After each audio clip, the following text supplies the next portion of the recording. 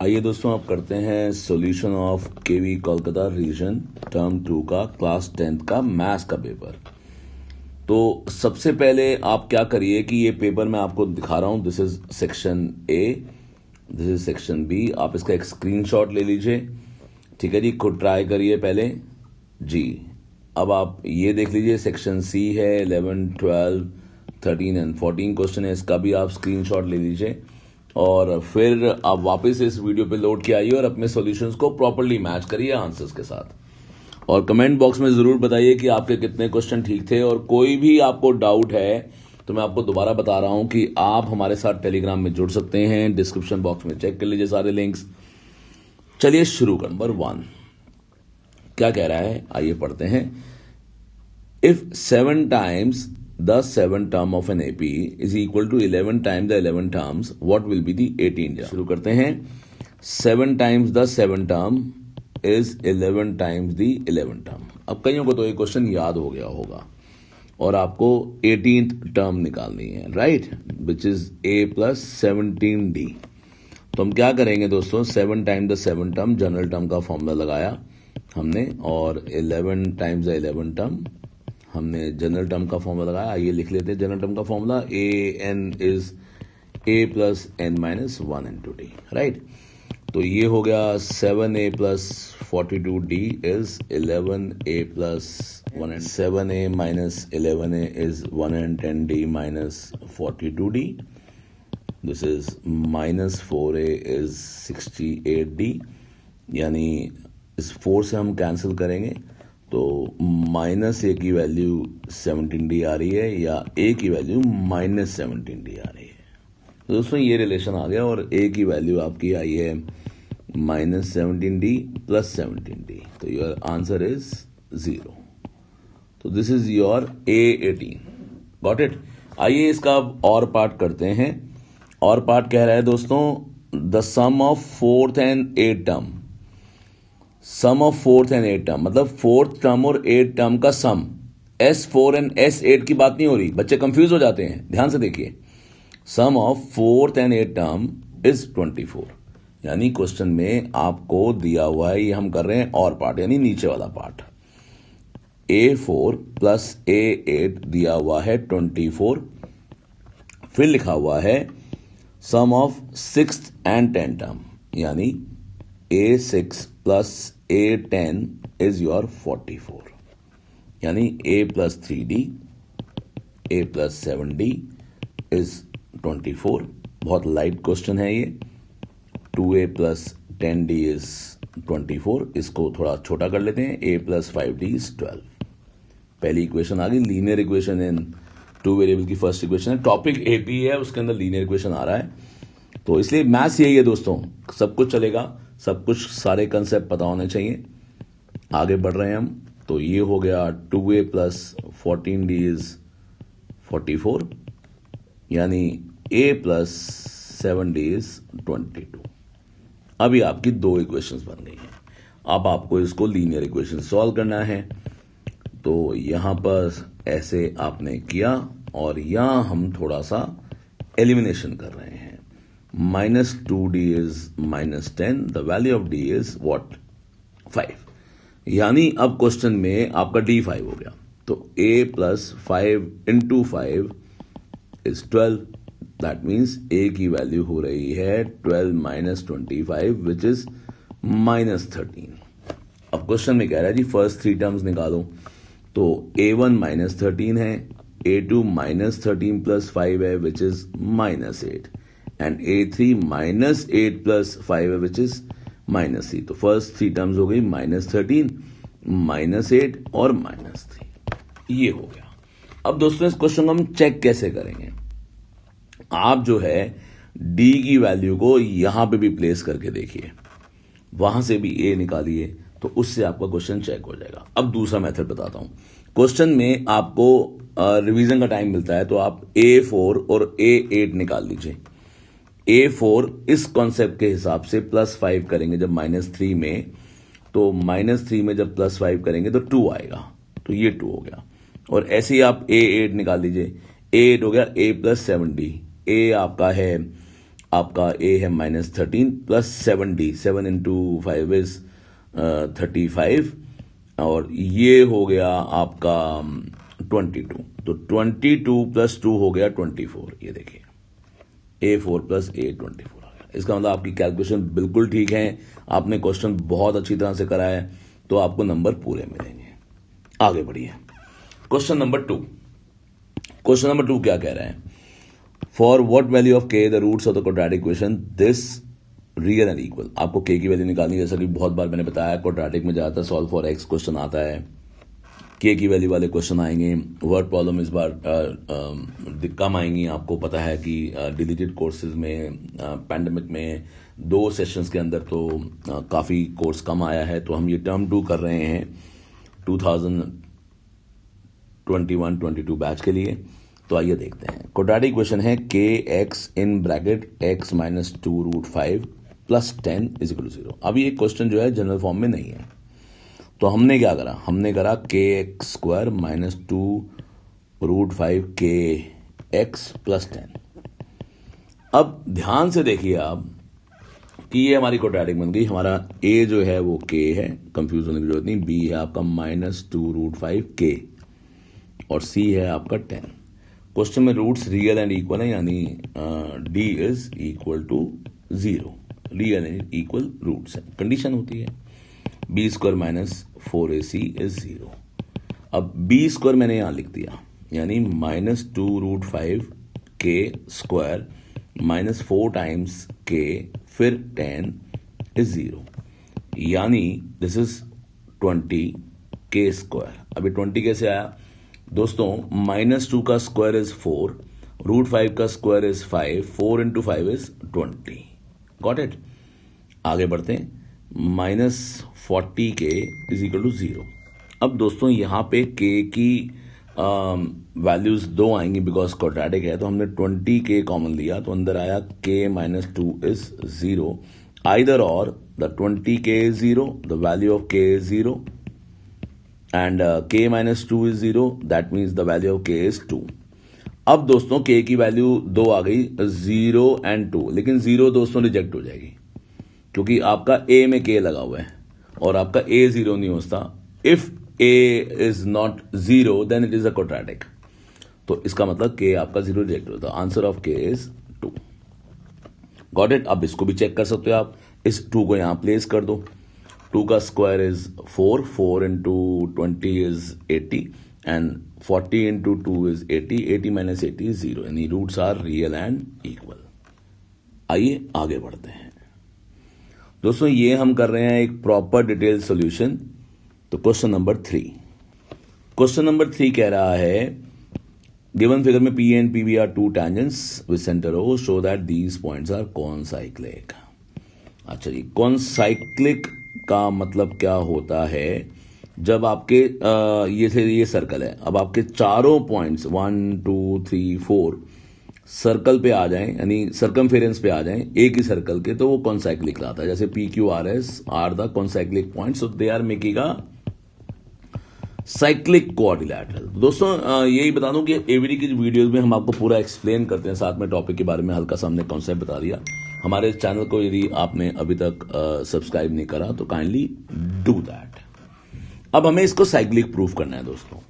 तो cyclic proof करने के लिए हमारे को क्या करना है कि अपोजिट एंगल्स का सम 180 प्रूफ करना है। One of the opposite angle का सम 180 होगा, तो दूसरे पेयर का भी सम 180 हो जाएगा।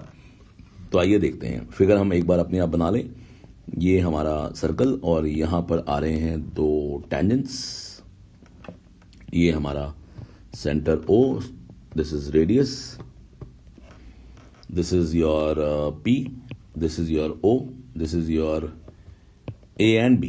P and PB are 2 tangents, so hence PA is equal to PB. This is a general information. Okay, OB is radius and PB is tangent, so OB is perpendicular to PB at B. तो angle 1 हो गया आपका 90 degree, ये हो गई एक theorem.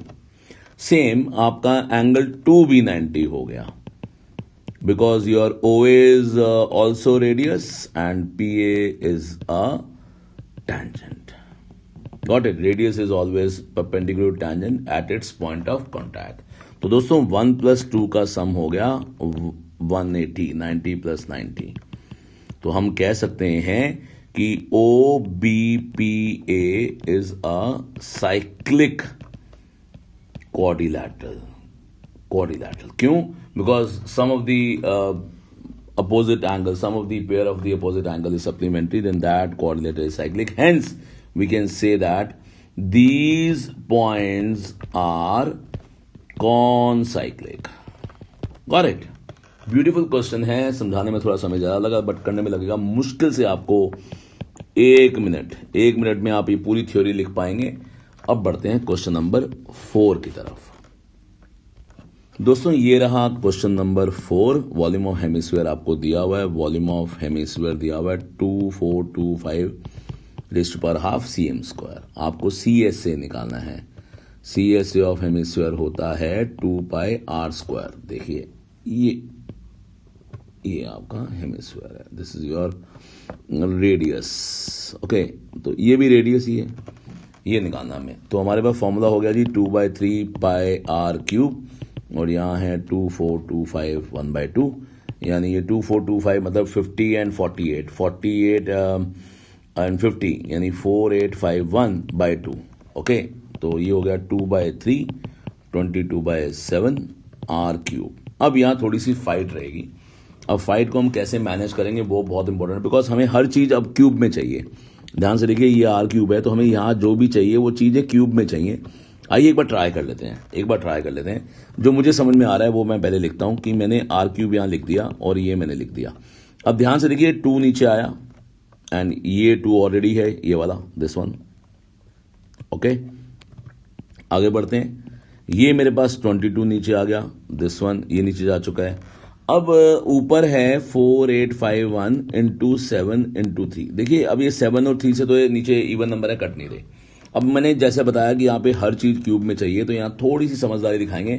अब mathematics में एक बहुत प्यारी बात होती है, सबसे पहले क्या होती है, ऑब्जर्वेशन। जो एक अच्छा बच्चा होता है उसकी ऑब्जर्वेशन, उसका फोकस बिल्कुल क्लियर होना चाहिए। अब हम क्या कर रहे हैं, हम सोच रहे हैं कि हम इसको 11 से कट करते हैं। तो 11 2 तो हमने 11 4 करा 44, 4 आया, फिर हमने 4 से करा, फिर 1 से करा, तो देखिए 441 आ गया। अब नीचे 2 हो गए 3, तो नीचे तो मेरा काम बन गया, यानी r यदि मैं लिखूं तो नीचे मेरा 2 आ गया। अब ये 21 है और ये 21 का स्क्वायर है, तो देखिए कौन कौन समझ गए, r की वैल्यू आ गई। Got it? बिकॉज ये हो गया आपका, ध्यान से देखिए, ये हो गया r³ इज 21³/2³। तो ये हमने ऑब्जर्वेशन से करा। यदि आप पैनिक होंगे फिर नहीं हो पाएंगे। काफी बच्चे बोलते हैं सर ये क्वेश्चन मुझे भेजा कई बच्चों ने, सर बताओ कैसे करें, क्या करें, कैलकुलेशन को इजी कर दो। तो ये हमने कैलकुलेशन इजी कर दी है। आप हमारे साथ वैदिक मैथ्स में भी जुड़ सकते हैं, बिकॉज आगे आके जो एंट्रेंस होगा उसमें आपको कैलकुलेशन बहुत आसान करनी होंगे। अब हमें दोस्तों करना है CSA। सिंपल, CSA का फॉर्मूला हमने लिख दिया है, वैल्यूज को प्लेस करना है 2 × πr²। ये रहा आपका r²। तो यहां से गया 11, यहां से गया 2, यहां से गया 3, ये हो गया आपका 63 इंटू हमने वैदिक मैथ्स करा 6 + 3 9 एंड 6, तो ये हो गया आपका cm²।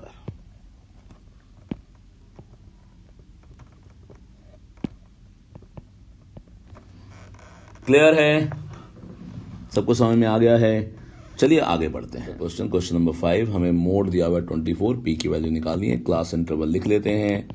ये मिसिंग फ्रीक्वेंसी वाला क्वेश्चन, आपको याद होगा कि हम लोगों ने मिसिंग फ्रीक्वेंसी वाला क्वेश्चन कराया था, जबकि एनसीईआरटी में मिसिंग फ्रीक्वेंसी वाला क्वेश्चन नहीं है। क्वेश्चन में मोड का आंसर 24 है। इसका मतलब जो आपकी मोडाल क्लास है वो 20 to 30 है। Got it? मोड का जो फॉर्मूला होता है वो होता है, आइए लिखते हैं, which is L1 F1 - F0 2 F1 - F0 - F2 × H। ये 20 हो गया। H मैं आपको बता देता हूं, ये 10 है, ये देखिए ये 10 है। आइए फ्रीक्वेंसी लिख लेते हैं। फ्रीक्वेंसी हमारे पास 3 है, 4 है, P है, 3 है, 2 है। हमें नहीं पता हाईएस्ट फ्रीक्वेंसी क्या है, बिकॉज मोड दिया हुआ था तो हमने मोडाल क्लास निकाल ली। अब क्वेश्चन में क्या करना है, ये हो गया आपका P माइनस हो गया 4, ये हो गया आपका 2p minus 4 minus 3, because this is your f1, this is your f0, this is your f2। तो इसका मतलब p का आंसर 4 और 3 से तो बड़ा ही है।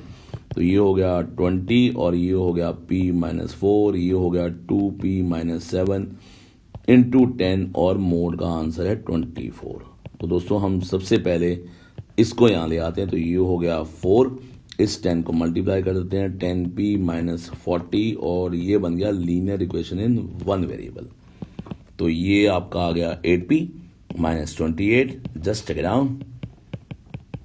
ओके, ये यहाँ जाएगा, ये यहाँ जाएगा, ट्रांसपोज करेंगे, minus 2p is equal to minus 12, the value of p is 6। और अब आपके पास बहुत टाइम हो तो यहाँ पे आप 6 को प्लेस करके क्वेश्चन दोबारा करिए, आपका आंसर 24 ही आएगा। चलिए आगे बढ़ते हैं। Next question number 6। Question number 6 में कह रहा है कि the sum of the ages of boy and his brother is 25। Okay, तो let the boy's age, let the present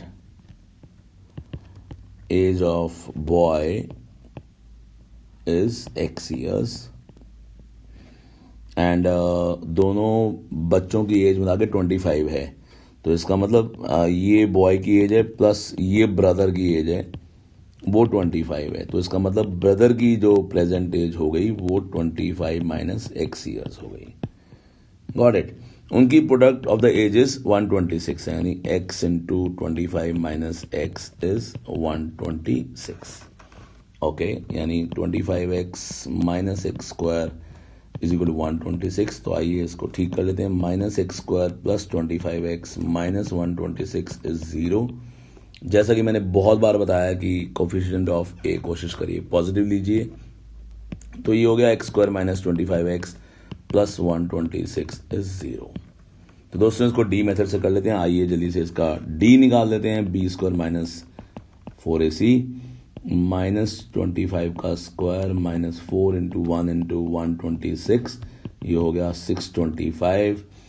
और यहां आ रहा है माइनस में, तो यहां देख लेते हैं 4 इंटू 120 इज, तो यहां आ रहा है 4 इंटू 120, यहां आ रहा है 4 इंटू 126 इज 504। तो ये हो गया 121 जिसका रूट होगा 11। तो x की वैल्यू होती है minus B plus minus root D upon 2a। Formula लिखना जरूरी है। तो ये हो गया 25 plus minus root 121 by 2a, 2 into 1। So x की value is 25 plus 11 by 2 and x की वैल्यू 25 माइनस 11 बाय 2। तो जो एक ब्रदर है उसकी एज 18 आ रही है और दूसरे ब्रदर की एज आ रही है 7। तो अब हमने x को कुछ भी माना है तो हम लिख सकते हैं कि यदि बॉय की एज 18 है तो ब्रदर की एज 7 होगी, और यदि बॉय की एज 7 है तो ब्रदर की एज 18 होगी इन ईयर्स। तो वो लिखना मत भूलिएगा ईयर्स, बिकॉज वो आपकी यूनिट है। आइए अब इस 6 क्वेश्चन का और पार्ट करते हैं। आइए देखते हैं। क्वेश्चन कह रहा है 1 बाय एक्स माइनस 1 बाय, एक बार जूम करके देख लेते हैं, x minus 2। Okay, x minus 2 जी हाँ इज 3। ओके, सो इसको सॉल्व करना है दोस्तों। तो आप क्या करिए, x माइनस 2 इज 3। बेटर है आप ये वाला क्वेश्चन अटेम्प्ट कर लीजिए, बट इसमें भी गड़बड़ होने के चांसेस होते हैं, ध्यान रखिएगा। ऊपर आ गया x माइनस 2 माइनस एक्स और इधर हो गया 3 ब्रैकेट में x स्क्वायर माइनस 2x। तो दोस्तों ये कट गया, ये आ गया है माइनस 2, ये हो गया है 3x स्क्वायर माइनस 6x। तो अगले स्टेप में 3x square minus 6x plus 2। जल्दी से d निकाल लेते हैं। बी स्क्वायर माइनस 4ac आपका हो जाएगा माइनस 6 का स्क्वायर माइनस 4 टाइम्स 3 इंटू 2, यानी वो आ रहा है आपका 36 माइनस 24। तो ये हो गया 12। Got it. तो आइए x का फॉर्मूला लिखते हैं, minus B plus minus root D upon 2a। तो दोस्तों x की वैल्यू आ गई आपकी प्लस 6, बिकॉज यहाँ पे ऑलरेडी माइनस 6 है, अंडर रूट 12 अपॉन 2 इंटू 3, यानी x की वैल्यू आ रही है 6 प्लस माइनस 2 रूट 3 बाय 6। तो यदि आप 2 कॉमन लेते हैं तो अंदर आएगा 3 प्लस माइनस रूट 3 बाय 6। तो your final answer is 3 plus minus √3/3। सो इसमें से आप √3 भी कॉमन ले सकते हैं। अब यहाँ पर आपको थोड़ा सा वेरिएशन समझना पड़ेगा कि हम इस चीज को कैसे दिखाएं। जैसे अभी तो आया 3 प्लस √3/3 एंड 3 माइनस √3/3। अब इसमें से आप यदि √3 कॉमन लेते हैं तो फिर बहुत सारी चीजें यहाँ पर कंफ्यूज हो जाएंगी। तो बेटर है कि आप आंसर को लिखिए 3 प्लस माइनस √3/3। तो this is the final answer of your x. आइए आगे बढ़ते हैं। इस तरह के क्वेश्चंस भी एग्जाम्स में आते हैं और एनसीईआरटी में इसके ऊपर 1-2 क्वेश्चन आपको जरूर मिलेंगे। बढ़ते हैं अगले क्वेश्चन की तरफ। अब जो हमारे हैं सेक्शन बी पर दोस्तों, और सेक्शन बी का कर रहे हैं हम क्वेश्चन नंबर 7।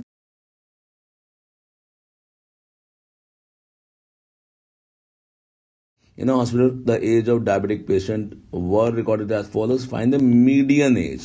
यानी हमें क्वेश्चन में मीडियन निकालना है और सामने दी हुई है हमारे को फ्रीक्वेंसी 5, 20, 40, 50 और 25। हमें निकालना पड़ेगा CF। आइए CF निकालते हैं, बिकॉज ये लेस देन की तरह होगा। 5 ऐड करते जाएंगे, यहाँ ऐड करेंगे। This is 25, then it is 65, then it is 5 and 11, 115 and this is 140। तो टोटल आपका 140 है।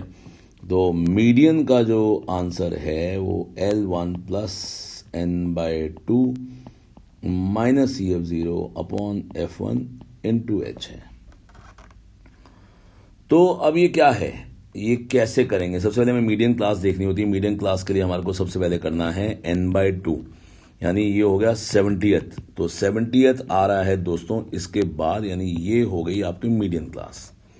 तो हमने मीडियन क्लास डिसाइड कर ली है। हमने L1 डिसाइड कर लिया है कि हमारा L1 45 है, N/2 70th है, CF0 65 है, F1 हमारा 50 है और H हमारा 15 है।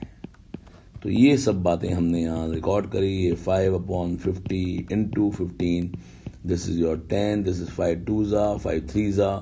So this is 3/2 is 1.5. तो आंसर इज 46.5 आपकी मीडियन एज है इन ईयर्स। सो ये भी आप यहाँ ईयर्स भी लिख सकते हैं, लिखना भी चाहिए। चलिए आगे बढ़ते हैं क्वेश्चन नंबर 8। क्वेश्चन नंबर जो 8 है, यहाँ पर कह रहा है draw a circle of radius 4 centimetre, draw 2 tangents to a circle which are perpendicular to each other. Here P and PB are 2 tangents to a circle whose radius is 4 centimeter. But यहाँ condition है P A and P B are perpendicular at P, यानी ये angle 90 होना चाहिए। तो इसका मतलब आपको एक लॉजिक पता है कि ये रेडियस है, ये रेडियस है, ये टैंजेंट है, ये टैंजेंट है, टैंजेंट के बीच का एंगल 90 होना चाहिए। अब ये 90 होता है, ये 90 होता है, तो ये हो गया 180 और इन चारों एंगल का सम होता है 360, यानी 1 2 3 4 क्वाड्रिलैटरल है। ये 180 है, ये भी 180 होगा, तो ये 90 है, तो ये वाला एंगल 90 होगा, 180 होगा, 270 होगा, तो 90 होगा। तो ये हमने बनाई है एक रफ फिगर। आइए शुरू करते हैं। अब आपने 4 सेंटीमीटर का सर्कल बना दिया। अब आप क्या करिए, यहां से एक आप रेडियस बनाइए। उस रेडियस पे आप 90 बनाते हैं, जैसे आप बनाते हैं। आपने ये 90 बना लिया, ठीक है जी। फिर अब आप यहां एक 90 बनाइए, 60, 120 और ये 90। तो ये आपका एक रेडियस आ गया। मतलब कहने का मतलब OA आपने खुद बनाया था, O भी आएगा क्योंकि आपने ये 90 एंगल बनाया है। अब आपने यहां फिर एक 90 बनाना है, और जब आप ये 90 बनाएंगे और आप इसको ज्वाइन करेंगे, ऐसे टैंजेंट बनेगा, तो this point should be P। और फिर आप जब आप ये वाला एंगल 1 मेजर करेंगे तो वो एंगल 190 आएगा। यहां लिख के आएंगे PA and PB are 2 required tangents to a circle such that PA is perpendicular to PB at P. दोस्तों ये आप कंस्ट्रक्शन जरूर करिएगा, अपने हाथ से जरूर निकालिएगा। एक बार आपने नोट्स देख लिए, जरूर करके देखिएगा, आपको बहुत फायदा होगा। आइए चलते हैं क्वेश्चन नंबर 9 की तरफ। क्वेश्चन नंबर 9 क्या कह रहा है, अर्थमेटिक मीन निकालना है, लेकिन ये डेटा है लेस देन का, यानी ये जो आपको फ्रीक्वेंसी दी हुई है दोस्तों, ये क्यूमुलेटिव फ्रीक्वेंसी है, यानी आपको मीन निकालना है, बट पहले आपको क्वेश्चन को कन्वर्ट करना है। तो इस पर हमने भी वीडियो बनाई हुई है। आपने देखा होगा स्टैटिस्टिक्स फॉर ऑल करके हमारे यूट्यूब पे प्लेलिस्ट है। दोस्तों हमारे यूट्यूब पे मोर देन 1200 वीडियोस हैं, तो आप उन वीडियोस को जरूर देखिए। 10th की भी हमारे पास अराउंड 300-400 वीडियोस हैं। तो अभी फिलहाल आपके पास ये क्वेश्चन है अर्थमेटिक मीन का लेस देन 10। तो सबसे पहले आप देखिए यहाँ 10 का गैप है, तो लेस देन 10 0 से स्टार्ट होगा, 0, 10, 20, 30, 40, 50 एंड 60। और दोस्तों यहाँ पर 10, 20, 30, 40 एंड 50। सबसे पहले मुझे ये CF वाली फ्रिक्वेंसी लिखनी पड़ेगी जिसका कोई यूज नहीं है, बट इसके बिना हमारी नॉर्मल फ्रिक्वेंसी नहीं आएगी जी। 58, 67 एंड 75 यहाँ हम लिखेंगे फ्रिक्वेंसी। सबसे पहले आपको मैंने बताया कि जो इसका हाईएस्ट होता है वो टोटल होगा। अभी हम स्पीड से करेंगे। यहाँ 14 आएगा, यहाँ 8, यहाँ 15, यहाँ 21, यहाँ आपका आएगा 9 और यहाँ आएगा 8। और हम निकालेंगे XI जिसे हम बोलते हैं क्लास इंटरवल का मिड पॉइंट। यह आएगा आपका 5, 15, 25, 35, 45 एंड 55। और यहाँ आएगा FI/XI, क्योंकि मीन का फॉर्मूला होता है sigma FI/XI upon sigma FI which is capital, जो कि हमारे को क्वेश्चन में 75 दिया हुआ है और हमारे को अब इसका टोटल लिखना है, राइट। तो अब हम FI/XI करेंगे। 14 5 70, दिस इज मल्टीप्लाई करेंगे 120, 15 into 25 is 375 and 21 into 35.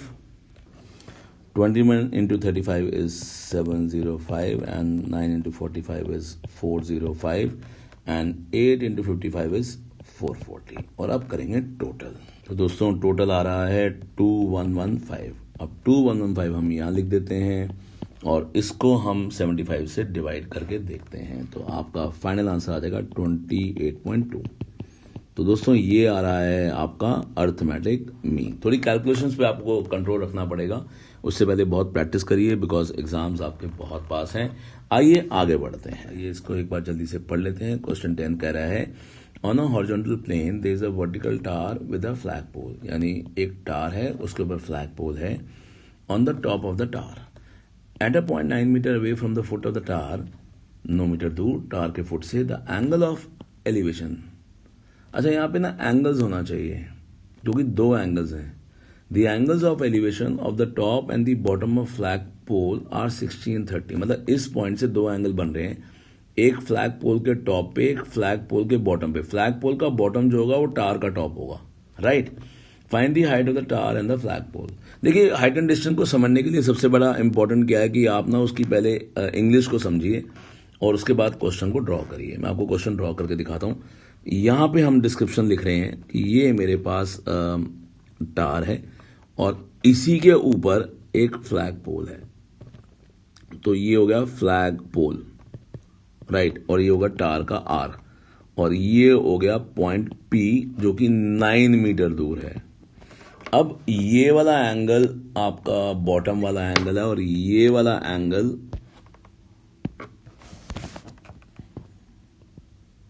ये आपका टॉप का एंगल है। तो इसका मतलब यहाँ पे यदि मैं एंगल लिखूं तो ये 30 है और ये 60 है भैया, ये 60 है और ये 30 है। हम मेंशन भी कर सकते हैं क्योंकि हमें मेंशन करना चाहिए। FE is height of pole, flag pole, and ER is height of, ये बताना बहुत जरूरी है, height of tower, and RP is given which is 9 metre, and angle FPR is 60 and angle EPR is 30, right। दो बार आपको tan लगाना है, question हो जाएगा। there is no need to put H and X। यदि करना है तो कर लीजिए, इसको H मान लीजिए, तो ये आपका H है और FE को आप FE रहने दीजिए। यदि आप चाहें तो इसको X मान सकते हैं, बट दो वेरिएबल जानने की जरूरत नहीं है। आइए एक बार रिलेशंस लिख लेते हैं। tan 60 हो गया दोस्तों, this is your tan 60 perpendicular upon base. Perpendicular है आपका FR बाय PR और FR है X प्लस H बाय 9 और tan 60 होता है √3, यानी X plus H is 9√3। Got it. और tan 30 का रिलेशन है आपका परपेंडिकुलर अपॉन बेस, यानी ER by PR which is H by 9 which is like this. So the value of H is 9/√3। इसको हम रैशनलाइज कर लेते हैं, थोड़ा सा यहाँ समझदारी दिखाते हैं, which is 9√3/3 which is 3√3, right.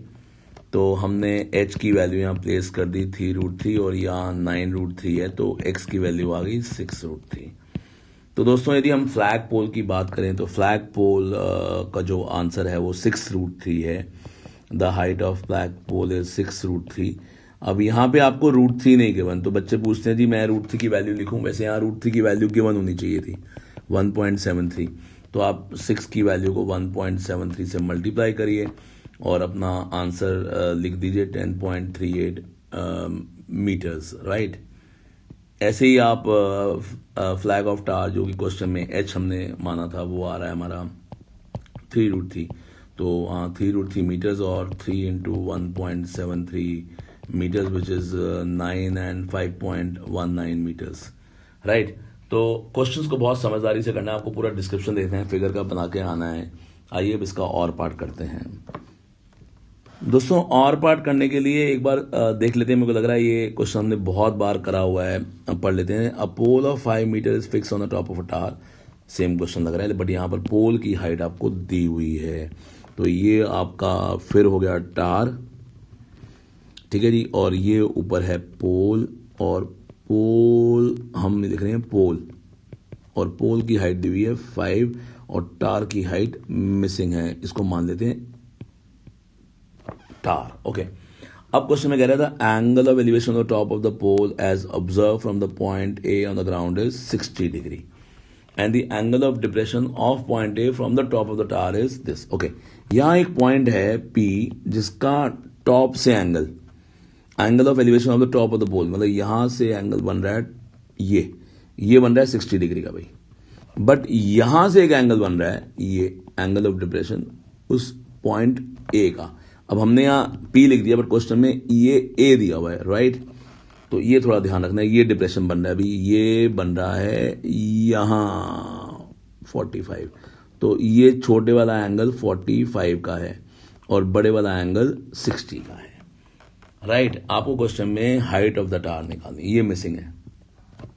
तो वही डिस्क्रिप्शन आप एक बार मेंशन कर दीजिए कि PE आपको दिया हुआ है और हाइट ऑफ टावर आपका h है, और क्वेश्चन में आपको 2 एंगल्स दिए हुए हैं, और एंगल ऑफ डिप्रेशन जो है angle XEA is equal to angle EAR which is 45 degree, got it, और एक 60 डिग्री एंगल दिया हुआ है। तो आप 2 बार AR निकालिए। सबसे पहले tan 60 का फॉर्मूला लगाइए, रिलेशन होता है tan 60 is perpendicular by base, और फिर tan 45 का फॉर्मूला लगाइए which is perpendicular upon base, और फिर आपने tan 60√3 और 5 प्लस h अपॉन AR, और 1 is equal to h upon AR। The value of AR is h and the value of AR is 5 plus h upon √3।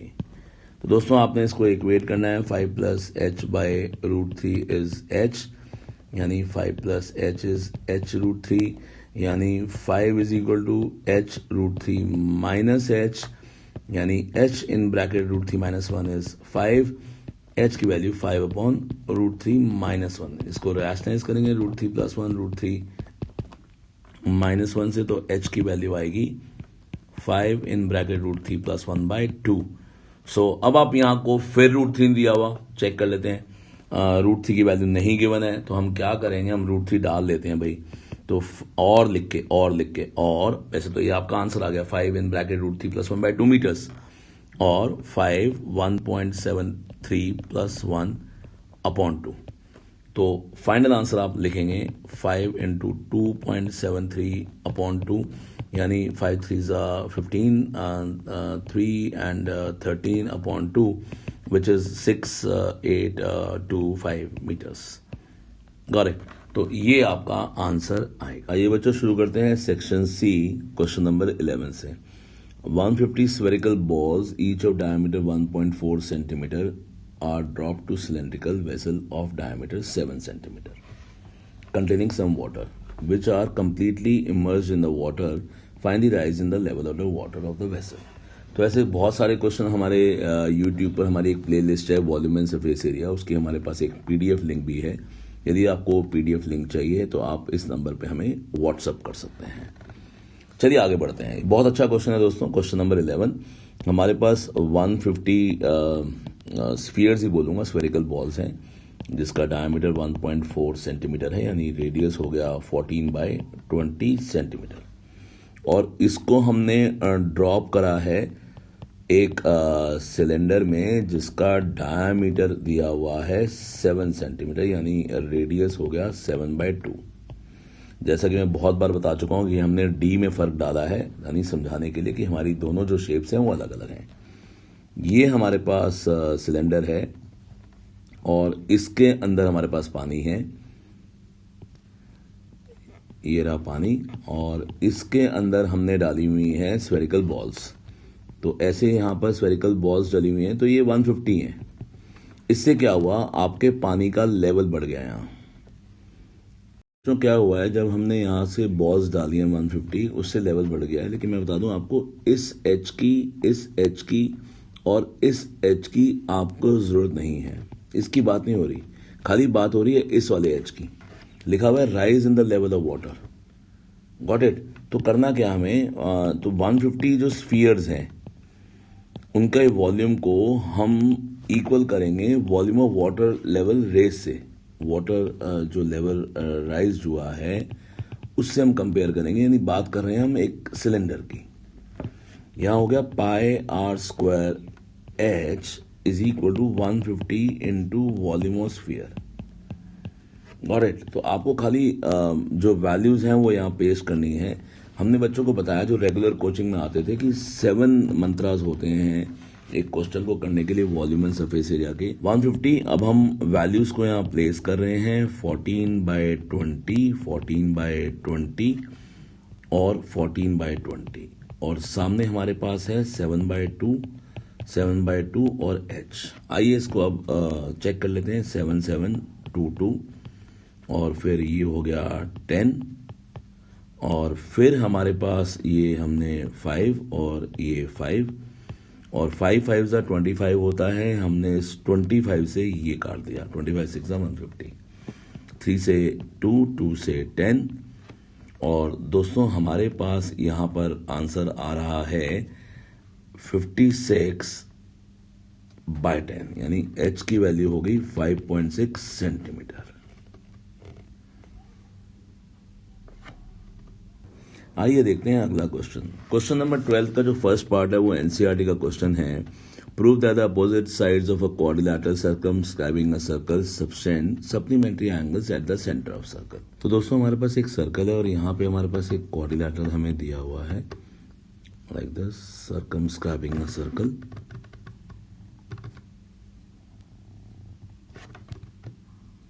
ये quadrilateral है हमारे पास, जिसका नाम है दोस्तों हमारे पास ABCD, और ये टैंजेंट्स बन रहे हैं और यहाँ सेंटर है। और हमें क्वेश्चन में यहाँ सेंटर है। हमें क्वेश्चन बताना है opposite sides of a quadrilateral, यानी हम एक ले लेते हैं AB and CD, subtend supplementary angle at the centre, यानी हमें प्रूव करना है कि AB और CD ये मिलके सप्लीमेंट्री एंगल्स बना रहे हैं। मतलब these are not vertically opposite angles, they are making a supplementary angles. यानी टू प्रूव है angle AOB plus angle COD is making 180 degree. And obviously ये वाला पेयर भी बना रहा होगा, ये वाला और ये वाला मिलके। Got it. तो एक पेयर प्रूव हो जाएगा तो दूसरा भी हो जाएगा, राइट। चलिए आगे देखते हैं। अभी करना कैसे है, हमने यहां से परपेंडिकुलर ड्रॉ करा, रेडियस ऐसे करा तो वो ऑब्वियसली परपेंडिकुलर बन गया। This is radius, this is radius. हमने यहाँ से भी रेडियस और यहाँ सारे हमने रेडियस बनाए, परपेंडिकुलर बना गए, बिकॉज वो परपेंडिकुलर बन जाएंगे, because radius is perpendicular to tangent. ये थ्योरम आप लोगों ने पढ़ी हुई है। This is Q, this is R and this is S। आइए अब एंगल मार्क करते हैं। 1, 2, this is 3, this is 4, 5, 6 and this is 7, 8। यानी हमें प्रूव करना है angle 1 plus angle 2 plus angle 5 plus angle 6 is 180 degree. तो क्वेश्चन के प्रूफ में मैं आपको बता दूं कि यदि मैं इस ट्रायंगल को खाली टारगेट करता हूं, मैं बताता हूं आपको, इस ट्रायंगल को और इस ट्रायंगल को खाली टारगेट करता हूं, तो यहां मैं इसका कलर चेंज कर देता हूं जी। इन दो ट्रायंगल को कॉन्ग्रुएंट करता हूं मैं सबसे पहले। आइए देखते हैं triangle OPB and triangle OQB।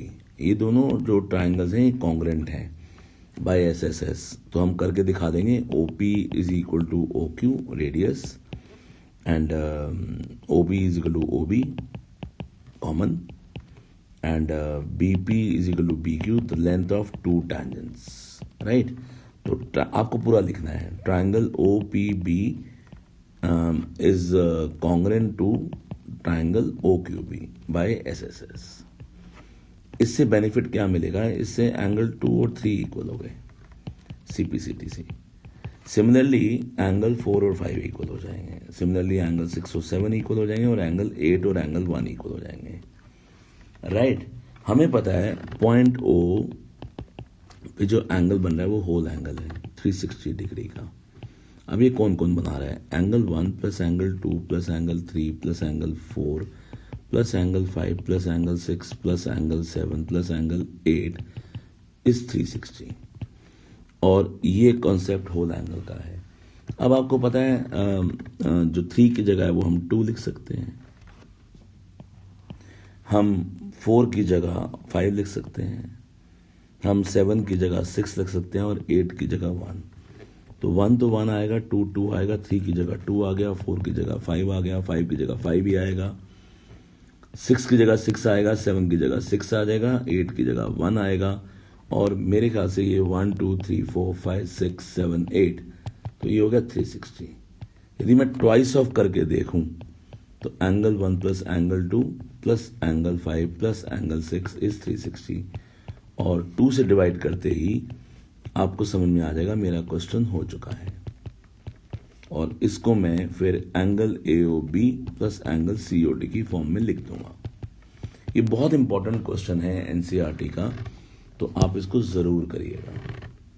चलिए आगे बढ़ते हैं, इसका और पार्ट देखते हैं, फिर डिसाइड करते हैं कौन सा करना चाहिए था। इसका जो और पार्ट का क्वेश्चन है, आइए वो समझ लेते हैं। वो क्वेश्चन है कि आपको क्वेश्चन में ये भी NCERT में दिया हुआ है क्वेश्चन ये वाला भी, बट इसमें ना एरिया अलग से दिया हुआ है कि एक सर्कल है, ट्रायंगल की साइड्स को टच कर रहा है, नीचे के 2 पार्ट्स हैं 6 और 8, तो ये 6 हो जाएगा, ये 8 हो जाएगा। इसको यदि मैं नाम दे दूं P and Q, because tangent है। BP is equal to BD है और CD is equal to CQ है। और वैसे तो क्वेश्चन में AP is equal to AQB है, तो उसको हम लेट कर लेते हैं X। तो मेरी 3 साइड्स आ गई। यदि मेरी AB आ गई 6 प्लस एक्स, मेरी AC आ गई 8 प्लस एक्स, और मुझे क्वेश्चन में BC दी हुई थी 14। इस क्वेश्चन में एरिया दिया हुआ है, तो पहले मैं क्या करता हूं, पहले मैं 3 रेडियस बना देता हूं जो कि क्वेश्चन में गिवन भी है, और इनको मैं वर्टाइसिस से ज्वाइन कर लेता हूं। तो मेरे 3 ट्रायंगल बन गए भैया। तो एरिया ऑफ ट्रायंगल ABC को मैंने स्प्लिट करा 3 पार्ट्स में, area of triangle AOB plus area of triangle BOC और plus area of triangle COA। तो एरिया ऑफ AOB हो गया, बिकॉज ये 90 डिग्री होता है, सबको पता है, radius is perpendicular to tangent, ठीक है जी। सो और ये बेस है आपका, तो half into base into height लगाएंगे, तो half into OP is radius into base 6 plus x. Same BOC half into radius दिया हुआ है 3 into BD is 14 plus half into radius is OQ, see this is OQ, तो half into radius into AC is 8 plus x. और सामने जो area दिया हुआ है वो दिया हुआ है 63।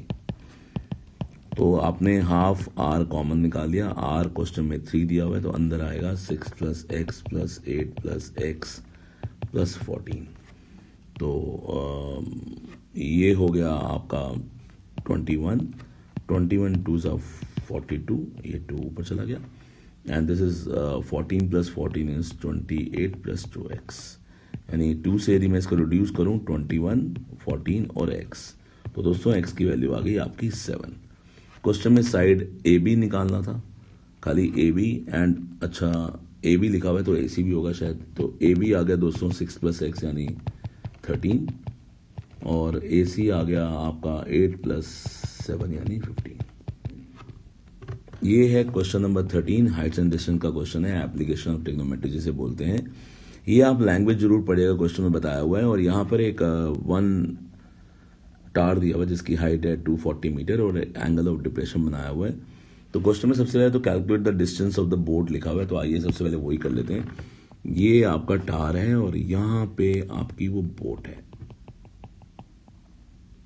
जी, ये 30 डिग्री का एंगल है और ये मेरे ख्याल से B और C और ये A और ये दिया हुआ है P, ये 240 है। अब क्वेश्चन में आपको distance of the boat from the foot of the tower, यानी आपको tan 30 लगाना है which is 240 upon BC 1/√3, 240 upon BC, the value of BC is 240√3 metres. ये आ गया आपका आंसर, ठीक है जी। अब क्वेश्चन की सेकंड लैंग्वेज जो बहुत इंपॉर्टेंट लैंग्वेज है ये, आइए इसको समझ लेते हैं। ये 90 डिग्री है, ये कह रहा है आफ्टर 10 मिनट्स, यहां पर टाइम को भी ध्यान रखेंगे, after 10 minutes the guard observe that the boat was approaching the tower, यहां से बोट ऐसे जा रही है, यहां पर रुक गई 10 मिनट के बाद। फिर कह रहे हैं the distance from the tar is reduce by 240 bracket में √3 - 1, इससे आपका डिस्टेंस रिड्यूस हो गया, मतलब ये डिस्टेंस रिड्यूस हो गया, गॉट इट। तो इसका मतलब बोट ने यदि BD ट्रैवल करा है तो BD ये है, गॉट इट। तो हमारे को DC निकालना है, इसका अंदर DC तो हम निकाल ही लेंगे माइनस करके, तो हम DC कैसे निकालेंगे भैया, BC माइनस BD, तो BC कितना था 240√3 और ये कितना है 240 ब्रैकेट में √3 - 1, आइए सब्ट्रैक्ट करते हैं, 240√3 माइनस 240√3 प्लस 240, तो ये तो कट गया, तो आंसर आया 240, राइट, ये 240 आ गया। अब कह रहा है जी एंगल ऑफ डिप्रेशन बताओ। अब ये एंगल कैसा बनेगा ये निकालना है, तो लेट दिस एंगल भी थीटा, तो ये भी थीटा होगा, तो हमने लगाया tan थीटा आया 240 अपॉन 240 परपेंडिकुलर अपॉन बेस, तो tan थीटा हो गया 1, तो थीटा की वैल्यू हो गई 45 डिग्री। बहुत ही अच्छा क्वेश्चन है। अब यहां पर 10 मिनट्स वाली जो बात है ना, वो आपको कंफ्यूज करने के लिए दी हुई है, गॉट इट। तो ये एक बहुत ही प्यारा क्वेश्चन है, रिकमेंडेड क्वेश्चन है, तो जिसे बोलते हैं, मेरा एक हैशटैग है आई लव ट्रिगो, तो ये बहुत इंपॉर्टेंट है, तो ये बहुत इंपॉर्टेंट है I love trigo. So I think आप भी कमेंट बॉक्स में बताइएगा कि आपको ट्रिगो से कितना प्यार है, और कमेंट बॉक्स में आपको हर क्वेश्चन वाले बताना है कितने क्वेश्चन आपके मैच हुए थे। चलिए अगला क्वेश्चन करते हैं जो कि लास्ट क्वेश्चन होगा। तो जी हाँ दोस्तों, ये आपके इस सॉल्यूशन का लास्ट क्वेश्चन है, आइए देखते हैं इसको मिनट्स। तो आपने इस पेपर को करने में लगाए अराउंड 2 आवर्स, बट मैं बोलूंगा कि अपना पेपर आप 90 मिनट्स में यहाँ खत्म कर सकते हैं बोर्ड का, और 30 मिनट रिवीजन के लिए बहुत जरूरी है। चलिए करते हैं। यहां पर आपको एक टीवी कंपनी के बारे में बताया हुआ है, और बताया हुआ है कि उसकी जो प्रोडक्शन है वो धीरे धीरे नंबर से हम इंक्रीज कर रहे हैं, और 6000 units in 3rd year and 7th year में है 7000 यूनिट्स, ये इंफॉर्मेशन आपको दी हुई है, और एक कांस्टेंट इंक्रीज है, यानी आपका ये AP फॉर्म कर रही है। आइए शुरू करते हैं। यानी A + 2D आपको 6000 है और A + 6D आपको 7000, बिकॉज हमने जनरल टर्म का फॉर्मूला लगाया है A + n - 1 × D। आइए इसको थोड़ा सब्ट्रैक्ट कर लेते हैं, चेक कर लेते हैं क्या क्या हमारे पास है। तो आपकी जो -4D की वैल्यू आ रही है -1000, यानी D की वैल्यू आ रही है 250। ये तो क्वेश्चन में सब चीजें हमने अपनी जो गिवन थी उससे रिलेशन में निकाल ली। इससे हम A की वैल्यू भी निकाल सकते हैं। आइए A + 2 × 250 इज 6000, यानी the value of A is 6000 - 500, 5500। ये आपका A भी आ गया। आइए अब क्वेश्चन में क्या निकालना है देख लेते हैं। प्रोडक्शन इन 7 ईयर्स, यानी आपको S7 निकालना है और SN का फॉर्मूला होता है n/2 ब्रैकेट में 2a प्लस n-1d। तो 7/2 in brackets 2a plus 6d। तो 7/2 the value of a is 5500 into 2 is 11,000 and 6 into d is 250 यानी 1500। अब लिख के भी कर सकते हैं, तो which is 12,500 and this is 6250. You multiply 7 into this, 7 5s are 35, 3 14 plus 3 17 and 4 3750। तो इतने टीवी 7 साल में प्रोडक्शन हुए हैं। अब इसको भी आप चेक कर सकते हो, मतलब जैसे आपने ये S7 निकाला, इसको भी आप चेक कर सकते हो। एक फॉर्मूला आपको पता है, देखिए साथ साथ रिवाइज कर सकते हो आप क्वेश्चन को। First term plus last term, तो ये हो गया 7/2। फर्स्ट टर्म आपकी 5500 आई है और सेवन्थ टर्म आपको 7000 दी हुई है। तो देखिए ये 7/2 इंटू 12,500। अब आप 2 से मत काटिए, पहले इसको मल्टीप्लाई कर लीजिए। यदि आपने मल्टीप्लाई करा और ये आ गया दिस अपॉन 2, अब आप इसको कट करेंगे तो मेरे ख्याल से देखिए सेम आंसर आ रहा है। Got it. तो आपको अपनी कैलकुलेशन पे भी कॉन्फिडेंस होना चाहिए और साथ साथ रिवाइज भी हो जाता है। ये बातें तो मैं कई बार बताता हूँ अपनी वीडियोस के अंदर, तो हमारे जो यूट्यूब के स्टूडेंट्स हैं उनको भी बेनिफिट होता है, जो हमारे रेगुलर कोचिंग में आते हैं बच्चे पढ़ने, उनको तो बेनिफिट मिलता ही है। चलिए, बेनिफिट उठाने के लिए बच्चे को अपनी तरफ से थोड़ा सा चीज़ों को देखना पड़ेगा, चीज़ें लेने की आपके अंदर वो होनी चाहिए power. Yes, I want to learn. अब क्वेश्चन में है production in 10th year. A10 निकालेंगे, a प्लस 9d। a आपका 5500 प्लस 9 इंटू डी, तो ये हो गया 5500 प्लस आपका हो गया 2250, यानी ये हो गया आपका 7750। ये आपका प्रोडक्शन आ गया है 10th ईयर का। दोस्तों, हमने इस पेपर का आपको सारा का सारा डिटेल सॉल्यूशन दे दिया है, तो आप हमारे साथ बने रहिए और YouTube पे हमारे चैनल को सब्सक्राइब कर लीजिए, हमारे चैनल को सपोर्ट करिए, स्प्रेड करिए उन बच्चों तक जिनका एजुकेशन नहीं पहुंच पाती। Wishing you all the best, God bless you all. पढ़ते रहिए और आगे बढ़ते रहिए।